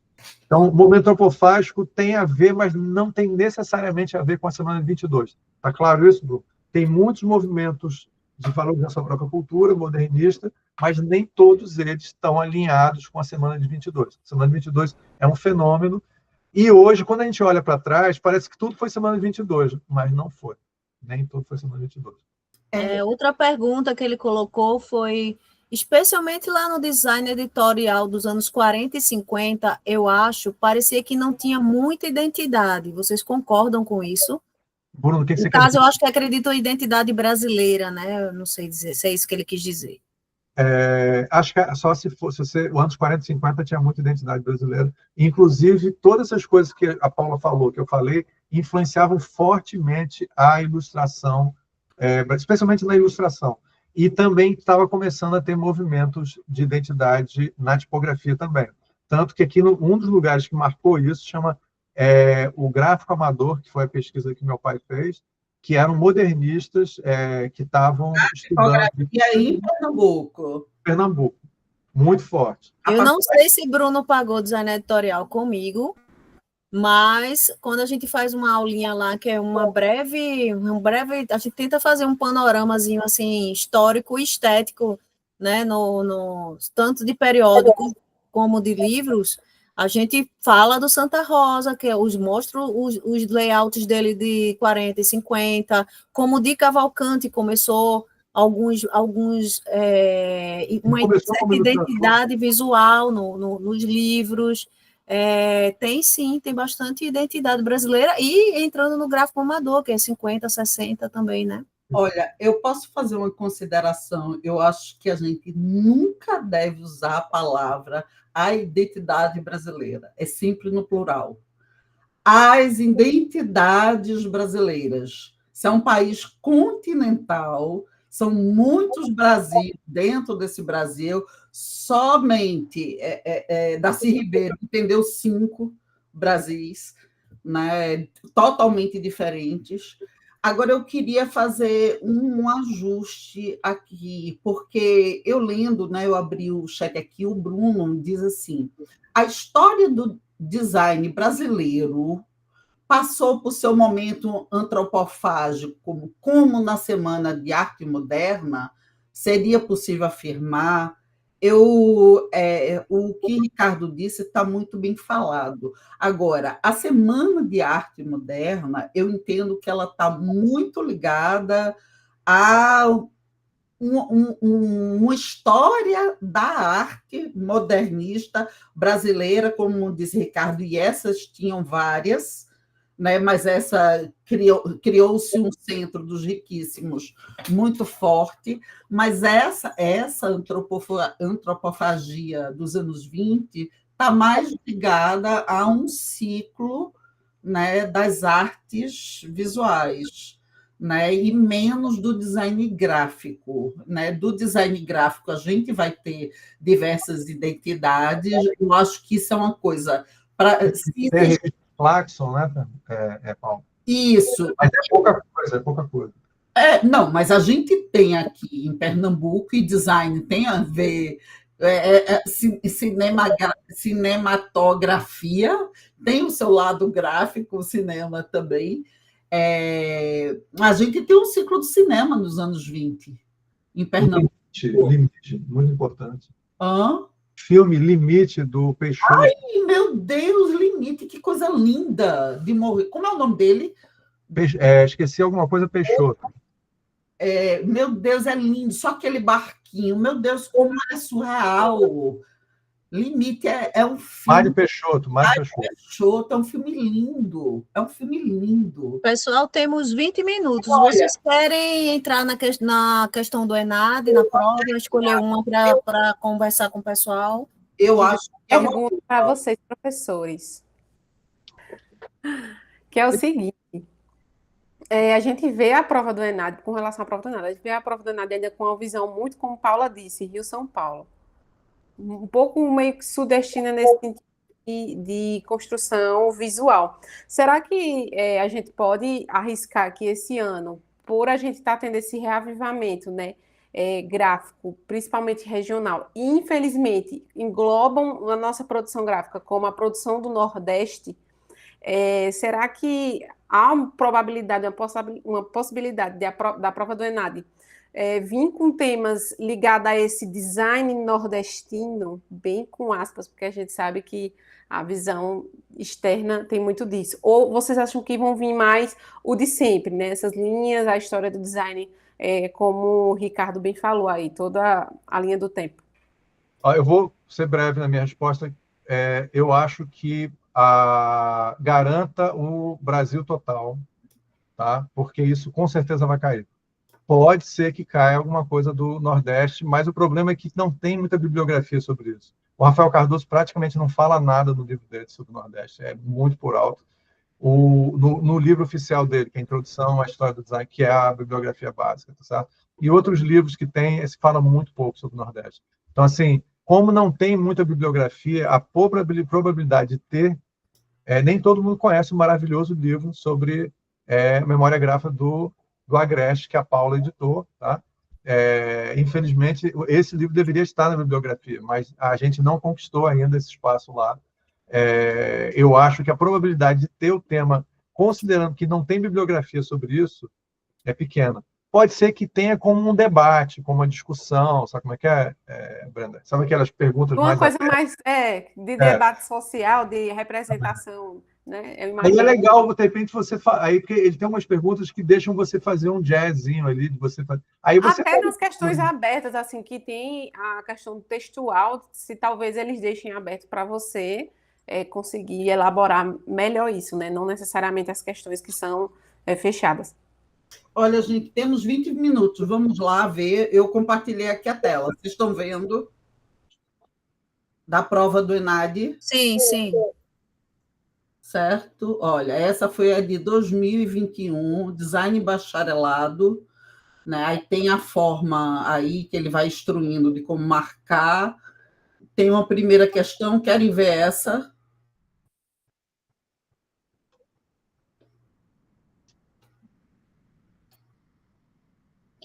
Alguma que tenha relação com o tema de vocês, Paula? Essa parte de expressão e representação é interessante. Vamos ver se tem, né? Eu não sei se tem.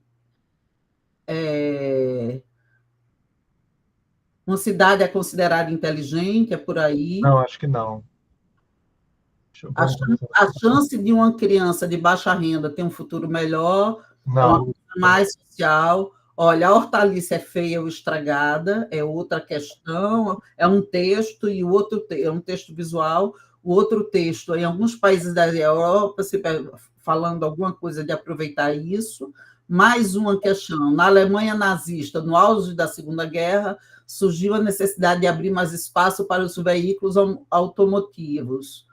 Com muitos ciclistas, barará.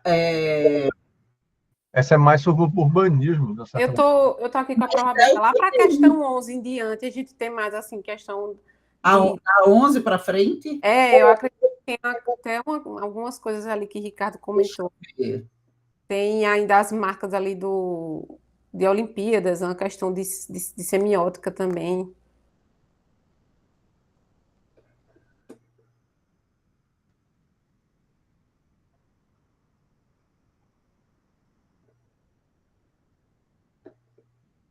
Depois da 11, né? Eu estou em qual? Aqui, ó, tem um Mondrian aqui. Pronto, tem essa daí. Vamos ler a pergunta.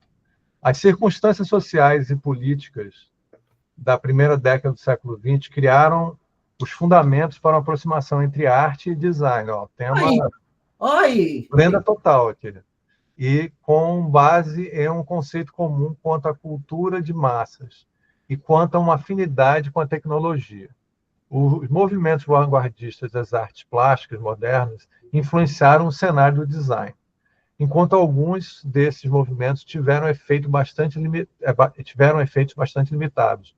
Outros, como o cubismo, o futurismo, o dadaísmo, o surrealismo, o destil, o construtivismo e o expressionismo influenciaram a linguagem do design de forma imediata.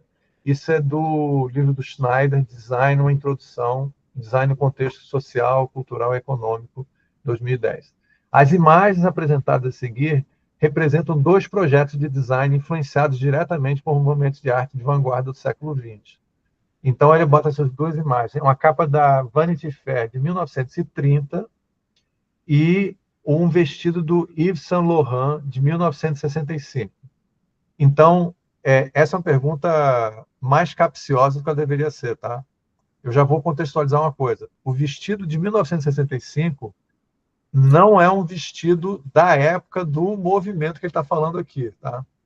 Ele está falando de um movimento que não é de 1965, tá? Só para a gente ficar atento a isso, tá? Então, ele pergunta, vamos lá, as perguntas, vamos ver se vocês acertam aqui. Então, ficam atentos que as datas aqui podem ser vistas como pegadinhas, tá? A primeira obra de design, tá?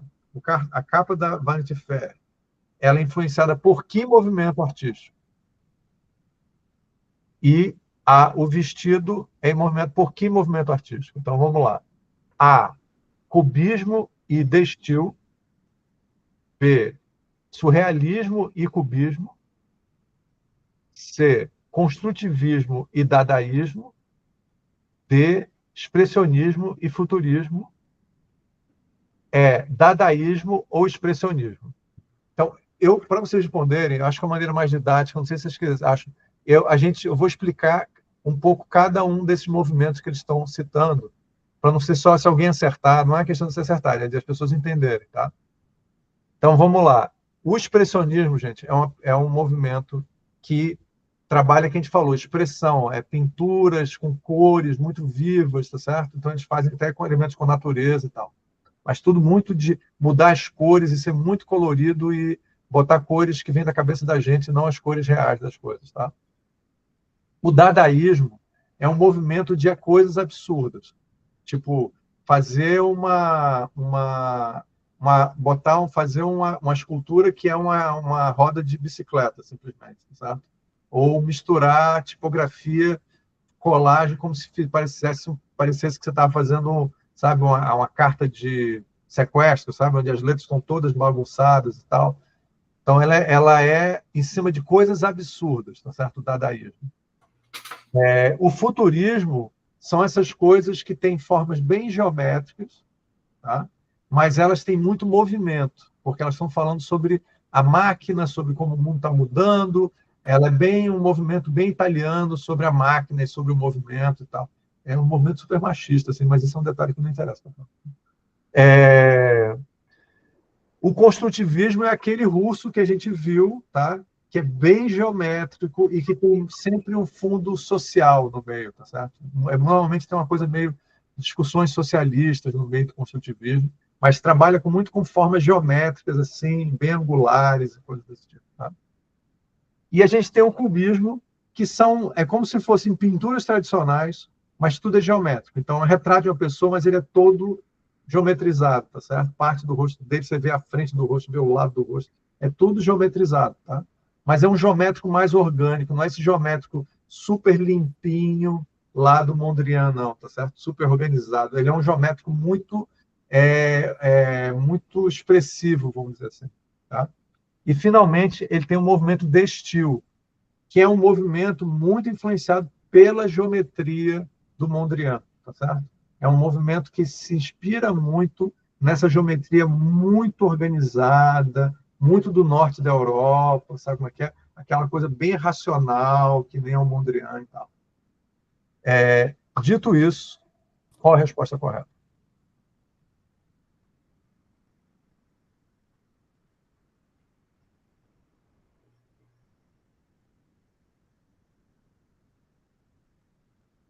Tem o surrealismo também, viu, gente? Que é coisas que lembram sonhos. É uma coisa que, quando você olha, parece mais o mundo do sonho do que o mundo da realidade. Alguém quer se arriscar? Ele fala... não, tá. Considerando as informações apresentadas, assinale a opção que corresponde ao movimento que influenciou a imagem 1 e a imagem 2. Vamos lá. Então, por que você está correta? Poderia ter sido influenciado por outros movimentos, mas por que você está correta? É porque você fez a eliminação, tá? O Destil, é óbvio que é o Destil, porque é uma pintura do Mondrian e está sendo lá. Então, você já acerta o primeiro. Mas qual deles seria a primeira opção, tá? Tem o cubismo, o surrealismo, o construtivismo, o expressionismo, o dadaísmo. É totalmente ilógico a imagem? Não. São dois rostos, mas são rostos ali, não está sugerindo caos, tá certo? Então, não é dadaísmo. Não é expressionismo, porque não é essa coisa de coisa super colorida com cores que não são reais, não tem a ver. É bom vocês verem, terem referencial do expressionismo na cabeça, tá? Depois você tem o construtivismo, não é baseado em formas puras geométricas, tá certo? Você está vendo formas orgânicas ali, gente, tá certo? O construtivismo é mais formas geométricas, baseada, tudo assim. E depois você tem o surrealismo, isso não é necessariamente, embora seja um pouco surreal as duas cabeças ali, não lembro do sonho. Mas ela tem um pouco dessa coisa geométrica do cubismo. Não é uma resposta perfeita, tá? Gente, é muito ruim, isso é totalmente... Eu acho que é uma resposta péssima. Eu não escolheria... Eu ia dizer arte deco, total, isso aí. Esse é arte deco, mas... problema. A única coisa que eu acho lógico é o da Steel aí, porque cubismo, nisso aí eu não vejo cubismo nenhum. Mas ele... É feito de cartão, né? Vai pela eliminação.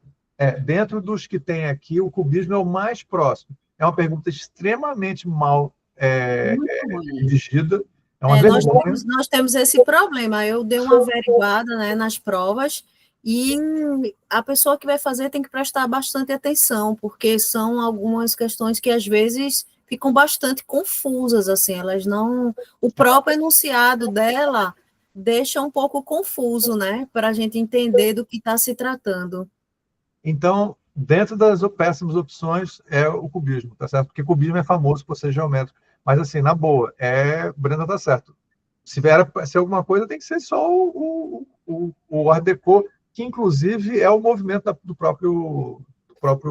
Não tem nada a ver, sabe? Essa pergunta é ruim. Mas vamos ver se a gente tem uma outra melhor. Bora ver. A gente falta só 10 minutinhos para encerrar. Eu queria ver se Brenda, você gostaria de... Porque não temos só alunos do ENAD aqui, né? Temos alunos desde o primeiro período até mais para frente. Se você teria, assim, alguma dica realmente no mercado, na pessoa que vai atuar no mercado, nessa questão da representação e da expressão, né? Na sua prática profissional, assim, como é que você costuma lidar com isso? Alguma sugestão, alguma coisa interessante para os alunos, né? Para a gente fazer essa conexão também com o mercado, não ficar só preso aqui no ENAD, mas para os outros alunos que não vão fazer nada e também terem um pouco melhor essa noção na prática. Você tem como falar? Sim, sim. Eu sempre fui uma estudante muito dedicada nesse sentido de tentar entender o design, né? Então, eu estudava muito. Às vezes, eu não me detinha só o slide que o professor levava. Então, isso acaba criando um repertório na gente. E aí, quando a gente diz, como é que você chegou nessa identidade visual? E eu que estudei identidade visual com Paula também, não consigo construir algo semelhante ou tipo que chegue a esse tipo de nível. Porque cada um tem seu repertório. E aí eu acho que o momento de você conseguir consumir a maior quantidade de repertório possível é na faculdade, porque você está diante de várias pessoas com vários tipos de mentalidade, vários tipos de disciplina, né, das cadeiras. E aí a minha dica é exatamente essa de como vocês que estão aqui, né, nessa videochamada, até quem não está fazendo nada, mas está aqui presente, isso demonstra um certo interesse e curiosidade, e o design ele tem que ser curioso. E aí eu acho que quando você tem isso, você já tem um pé à frente ali com relação ao mercado. A gente sabe que em relação a empresas, a gente vai ter admissão de pessoas em empregos que não tem tanta qualificação assim, mas a galera estão lá ganhando dinheiro, estão trabalhando com design, mas não necessariamente eles são verdadeiros designers, né? Então eu costumo dizer que você ser curioso, você gostar de estudar, você aplicar o que você estudou em um tipo de design, seja no impresso, seja no digital, essa aí é a diferenciação, porque a gente tem a faculdade, né? A universidade como um meio a mais, né? Que as outras pessoas que infelizmente fazem design sem ter o curso, eles não têm como chegar nisso. Então a gente tem esse estudo do que é uma cadeira da Bauhaus, que uma pessoa que não estudou, não fez o bacharel de design, não tem. Então eu acredito que é um momento de você que está no começo, já está no fim, você se deter nisso do que você estudou e conseguir transformar isso, que o mercado consiga mastigar aquilo que você aprendeu de forma teórica para o cliente, porque no fundo a gente faz as coisas assim, literalmente o cliente é que vai lhe ditar do que você vai construir, se você realmente trabalha diretamente com o cliente, né? Excelente, muito obrigada. Brenda meio que resumiu o que eu costumo falar no início do semestre em SRB para o pessoal, né? Pessoal, vocês estão entrando na universidade, não fiquem presos só o que o professor fala em sala, né? A gente está fazendo um recorte pequeno, a gente está fazendo um resumo em sala de aula. Cabe a você correr atrás da sua própria bagagem, né? Do seu repertório, porque criatividade é alimentado por isso, né? Então, a criação é alimentada por isso. Obrigada, Grenda. Paula, quer fazer um fechamento da sua fala? Não tenho nada. Não. Ricardo, quer fazer uma última fala? A minha fala é que foi um prazer imenso estar aqui com vocês. Adorei poder estar contribuindo, podendo fazer. Está aqui uma ex-aluna nossa, tá certo? Isso daqui é um grande privilégio, a Paula ter sugerido a Brenda. Para a gente é muito bom poder estar mostrando para vocês que a gente tem orgulho de vocês, a gente quer ver vocês estudem, se preparem para poder, tá certo, fazer bonito no mercado, mas também tem que passar por essa fase da análise, tá, gente? Não tem jeito, tem que passar lá. E é muito importante que vocês se dediquem, porque uma boa pontuação para a escola significa um futuro de desenvolvimento educacional. Se a gente tem uma nota baixa no ENAD, isso dificulta a nossa possibilidade de ter recursos no futuro para a universidade. Tá? Nós somos uma universidade pública, vocês sabem como aqui não está chovendo dinheiro nas paredes, tá certo? Assim, tudo que a gente faz envolve muito esforço pessoal nosso e esforço do governo federal também, tá certo? Com todos os problemas que o governo pode ter, mas é onde a gente consegue recursos, tá certo? Então, é muito importante vocês se dedicarem para a carreira de vocês, como a Brenda falou, mas também para a preservação do ensino público, tá? Que é uma coisa importante que a gente não pode deixar isso de vista, tá, gente? Pessoalmente, sempre uma honra e privilégio estar com duas grandes professoras, que é Sofia e Paula, tá? A gente está aqui, colegas que eu admiro muito. Como eu falei, é um prazer estar aqui com a Brenda e conhecer a Brenda. Gente, entrem no Instagram dela. Ela disse que está desenvolvendo, mas ela sempre pode ter mais seguidores, então, por favor, sigam Com certeza. a Brenda.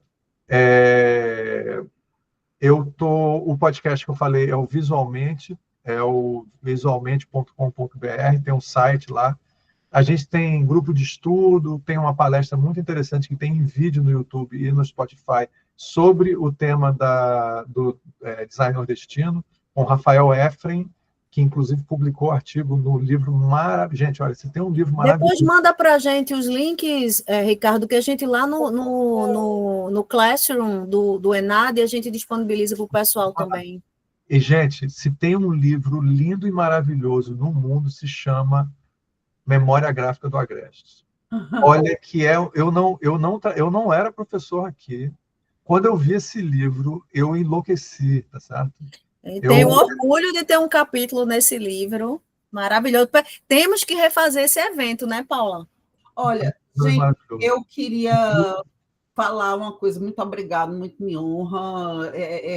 Só foi tão bom o Memória Gráfica do Agreste, porque todo mundo brilhou. Né? Primeiro evento que trazia 20 pessoas com pesquisas, tem um livro maravilhoso de Sofia, eu tenho, graças a Deus está ali bem guardadinho, que é sobre as embalagens de fogos de artifício, né? Mas eu queria chamar a atenção para uma coisa que agora no final a Sofia falou, e nós realizamos há pouco, né, um evento, essa pergunta que Sofia fez, como é que estão os egressos, como é que está o mercado? Eu vou compartilhar aqui 2 links agora do evento que foi realizado lá na Cultural Livraria. Brenda é uma das palestrantes, mas tem outros também. Ótimo. Eu compartilhei o do primeiro dia. Vou, inclusive, compartilhar com o pessoal do primeiro período também. E no próximo tenham mais pessoas ainda, né? Olhando, podendo participar. Vou compartilhar o segundo agora, porque são depoimentos valiosíssimos. Eu não pude ir porque era presencial, eu estava em Recife, mas eu estava justamente já para te perguntar se tinha sido gravado. Excelente, eu vou assistir. Olha, estão aí os 2 links, acabei de mandar o primeiro, do primeiro dia, o segundo, Brenda está no segundo dia, mas eu só posso dizer que eu estou para lá de orgulhosíssima dos nossos egressos. Vocês precisam ver, porque vocês precisam ver o nível que está essa rapaziada, vocês não estão entendendo, não. Vocês não estão entendendo. Com certeza. Temos, modéstia à parte, nosso custo é bastante elogiado, né? Produzindo. É absurdo. E olhe que minha régua, vocês todos sabem, as vítimas dos meus alunos também, que minha régua é alta. Eu lembro que eu sofri identidade visual. Olha aí, um sucesso. E hoje trabalho basicamente com identidade visual, é isso. Olha aí.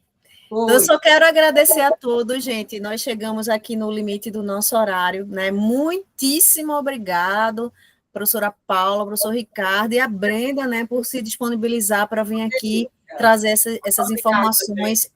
Nós passaremos a gravação também depois, o link, para depois quem, né, não pôde assistir aqui presencial, poder ver gravado, que são informações maravilhosas, muito legal. E eu queria só deixar um recado a quem ainda está por aqui, não deixe de preencher aí o Google Forms que está no chat para você poder receber a carga horária de atividade complementar, só para quem está aqui ao vivo, né? Ganha essa carga horária, a professora Daniela vai emitir os certificados depois, tá, pessoal? Não esqueçam de entrar. Então, muito obrigada, boa noite a todos, bom final de semana também, né? Boa noite, com Então, prazer. obrigado, professora Sofia. Beijinho, obrigada, Dani, também. Beijinho, Obrigado, Dani. Obrigada. Obrigado. Tchau, gente. Vou aguardar um pouquinho para quem, né, for assinando o Google Forms, acessando o Google Forms, pode ir depois saindo, que aí a gente encerra a sala, tá? Se todo mundo já acessou, a gente encerra a sala. Acho que ficou só eu e tu, Dani. Bora sair? Deixa eu terminar a gravação.